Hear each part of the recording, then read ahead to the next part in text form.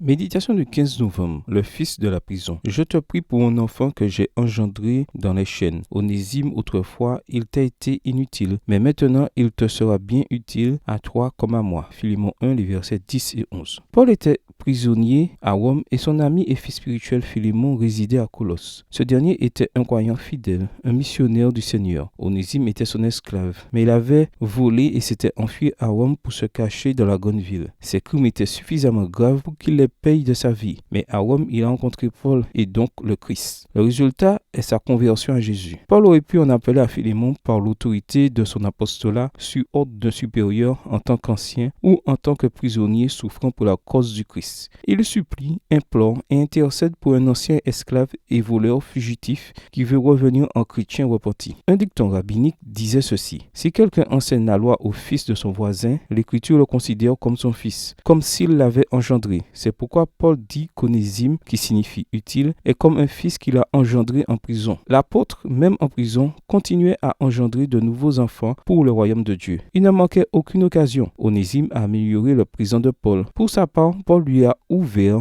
les jours éternels. Amener les enfants au Christ est aussi important, voire plus important que les mettre au monde. Paul était pour Philémon un père spirituel, un ami, un frère, un compagnon de mission. Pour Onésime, il était un père spirituel, un réconciliateur et aussi un compagnon de mission. Paul a vécu en construisant des ponts entre les gens et Dieu et entre Dieu et les gens. De Colosse, Onésime a fui en tant que fugitif, en esclave païen. Maintenant, il revient en tant que frère chrétien. C'est pourquoi Paul demande qu'il soit pardonné et devienne partenaire de Dieu dans la mission consistant à sauver les gens de l'esclavage du péché. Paul regarde les gens avec les yeux de Jésus. En tout homme, il voyait une âme déchue à sauver. Extrait du livre Jésus, chapitre 1, page 19. Comme Paul en Onésime, Jésus discernait en chaque être humain des possibilités infinies. Il voyait les hommes tels qu'ils pouvaient être, transfigurés par sa grâce. Extrait du livre Éducation, chapitre 8, page 72. Bonne journée à vous et que le Seigneur vous bénisse.